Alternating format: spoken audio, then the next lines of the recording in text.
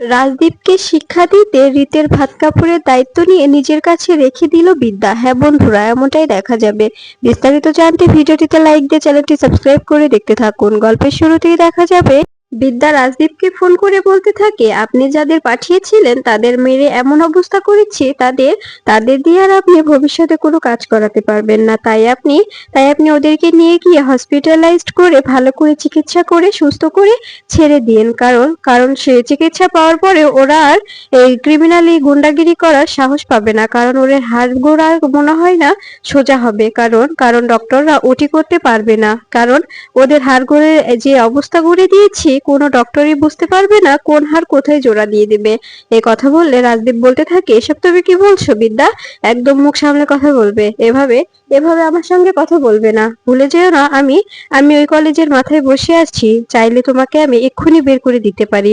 তখন বিদ্যা বলতে থাকে, আমি আমি কলেজ থেকে বেরোচ্ছি না। আপনি আমাকে বের করার যত চেষ্টা করতে চান করতে পারেন, সমস্যা নেই।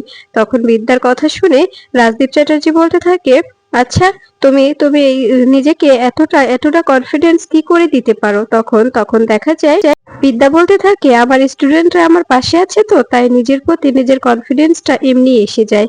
তখন দেখা যায় বিদ্যা আরো বলতে থাকে, আপনি যদি আপনার আপনার এই গোন্ডা পান্ডাদের ভালো চান, তবে এক্ষুনি সেদেরকে নিয়ে যান। তা না হলে হয়তো বা একটারও অস্তিত্ব খুঁজে পাওয়া যাবে না। আমরা স্টুডেন্টরা সবাই মিলে যদি ওদেরকে মারি, কাকে থেকে কাকে অ্যারেস্ট করবেন আপনারা? আর জেলে কি এতগুলো এতগুলো স্টুডেন্ট কুলাবে? আমি এই 3টা ক্লাস মিলে প্রায় 80 জন ছাত্রছাত্রী পড়াই। আর তারা যদি একসঙ্গে ওদেরকে মারে, তবে ওদের অবস্থা কি হতে পারে সেটা কি আপনি ধারণা করতে পারছেন? তখন রাজদীপ চ্যাটার্জি বলতে থাকে, এবার কিন্তু বাড়াবাড়ি হয়ে যাচ্ছে বিদ্যা, এসব কি বলছো তুমি? তখন দেখা যায় বিদ্যা বলতে থাকে, প্রফেসর বিবি, তাই আপনি আপনি আমাকে আপনি করে সম্বোধন করুন। এখানে এখানে আপনার সঙ্গে আমার কোনো সম্পর্ক নেই যে আপনি আমাকে আমাকে তুমি করে বলছেন। তখন দেখা যায় রাজদীপ চ্যাটার্জি বলতে থাকে, আমি ওই কলেজটা কিছুতেই থাকতে দেব না। কলেজটা অবশ্যই ভেঙে গুড়িয়ে দেব। তখন বিদ্যা বলতে থাকে, আপনি যদি এই কলেজটা ভাঙেন, তবে আমি আমি আমার শিক্ষার্থীদের নিয়ে আপনার আপনার আপনার বাড়ি ভেঙে দেব। আপনি যদি আমার শিক্ষার্থীদের মাথার উপর থেকে হস্টেলটা কেড়ে নেন, তবে আপনার মাথার উপর থেকে আমি আপনার বাড়িটা কেড়ে নিব। এই বলেই ফোন কেটে দেয়।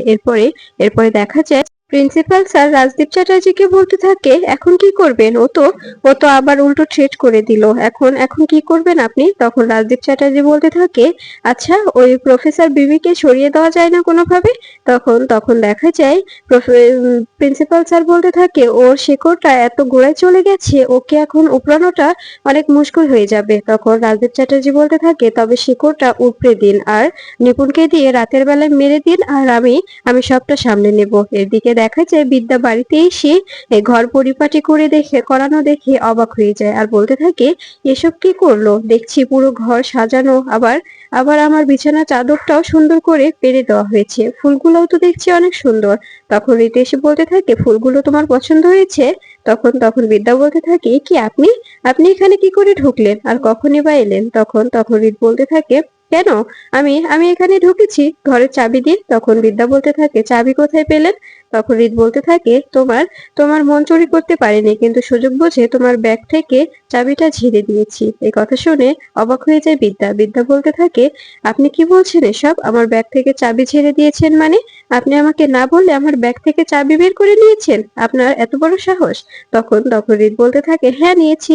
যে ঘরে আমার জন্য বাসর ঘর সাজানো হয়েছে, সে ঘরে আমি ঢুকতে পারবো না? এটা কেমন কথা? তাই তাই চাবিটা সুযোগ বুঝে ছেড়ে দিয়েছি। এরপরে এরপরে দেখা যায় বিদ্যা বলতে থাকে, আপনি এখানে এখানে কেন এসেছেন? আপনাকে তো আসতে বারণ করেছিলাম। তখন রীত বলতে থাকে, এসেছি, আমার ইচ্ছে হয়েছে তাই এসেছি। আসলে জানেন কি, আমার যাওয়ার কোনো জায়গা নেই, তাই আপনার কাছেই বারবার ছুটে আসি। সবসময় আপনার কাছেই ছুটে আসি। আপনাকে ভালোবেসে আপনার কাছে বারবার ছুটে আসি। তখন দেখা যায় বিদ্যা বলতে থাকে, আপনাকে আপনাকে আমি তো ভালোবাসি না, তবে কেন বারবার ছুটে আসেন? আপনাকে তো ছুটে আসতে বলিনি। তখন বিদ্যা বলতে থাকে, তুমি ভালো না বাসলেও আমি তো বাসি, আর তুমিও ভালোবাসো, এটা আমি খুব ভালো করেই জানি। এসব বাদ দাও, ওখান থেকে একটি আসন নিয়ে এসে এখানে বিছিয়ে দাও। এরপরে বিদ্যা আসন বিছিয়ে দিলে তখন রীত সেখানে বসে পড়ে আর বলতে থাকে, এই নাও, এই ভাত কাপড়ের থালাটা আমার হাতে তুলে দাও আর বলো যে আমি আপনার ভাত কাপড়ের দায়িত্ব নিচ্ছি। তখন বিদ্যা বলতে থাকে, এসব কি বলছেন আপনি? আমি কেন আপনার ভাত কাপড়ের দায়িত্ব নেব? তখন তখন বিদ্যা বলতে থাকে, হ্যাঁ, আপনি তো আমার ভাত কাপড়ের দায়িত্ব নেবেন। আর আর আসলে আমার বাবার বিজনেস থেকে তো আমাকে বের করে দেওয়া হবে, তাই তখন আমি কোথায় গিয়ে দাঁড়াবো? আমি তো বেকার, তাই আমি সিদ্ধান্ত নিয়েছি আমি সব সময় আপনি যখন অফিসে কলেজে যাবেন তখন আমি আপনাকে চা বানিয়ে দেব, রান্না করে দেব, ঘর গুছিয়ে দেব, কাপড় কেচে দেব, সবকিছু করে দেব। আপনি অফিসে এসে উড়ে আসবেন, তখন আমি আপনার হাত পা টিপে দেব। এর জন্য আপনি আমার ভাত কাপড়ের দায়িত্ব নেবেন। এরপরে বিদ্যা হাসতে থাকে আর বলতে থাকে, আপনি আজব মানুষ, আপনি আজব বটে।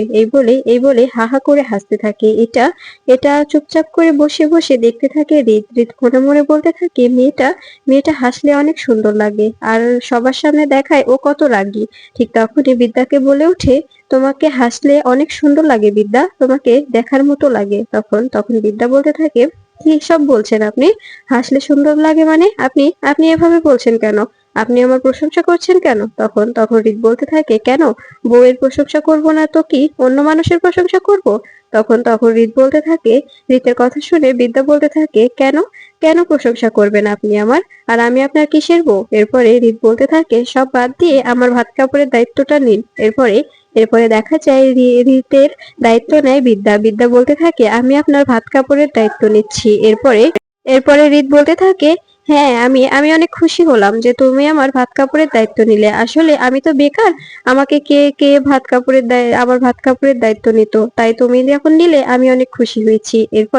এরপরে দেখা যায় বিদ্যাকে হৃদ খাইয়ে দিতে গেলে তখন বিদ্যা বলতে থাকে, আমি আপনার ভাত কাপড়ের দায়িত্ব নিতে পারি, কিন্তু আপনার ভালোবাসার দায়িত্ব নয়, বুঝতে পেরেছেন?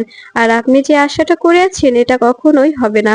আমি আমার শিক্ষার্থীদের কখনো ছেড়ে দিয়ে আপনার বাড়ির বউ হতে পারবো না। আপনাকে আমি কখনোই আপন করে নিতে পারবো না। আপনার ভাত কাপড়ের দায়িত্ব নিয়েছি আমি, কিন্তু আপনার ভালোবাসার দায়িত্ব নয়। তাই আপনার ভালোবাসাটা আপনার নিজ দায়িত্বে রেখে দিলে ভালো হয়। এই বলে বিদ্যা রিতের হাত ছেড়ে দিয়ে সেখান থেকে বেরিয়ে যায়। আর রিত চেয়ে চেয়ে দেখতে থাকে আর মনে মনে কষ্ট পেতে থাকে।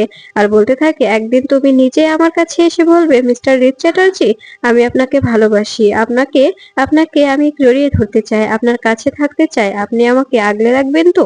আর সেদিন আমি আরো তোমাকে নিজের করে নেব, একদম একদম বুকের মাঝখানে আগলে রাখবো। এরপরে দেখা যায় এদিকে রাজদীপ চ্যাটার্জি ডাইনিং এ বসলে তখন রীতের মা বলতে থাকে, একটা একটা খবর অবশ্য পেয়েছো, আমার ছেলেটার ফুলশয্যা হয়নি, সে খবরটা অবশ্য পেয়েছো?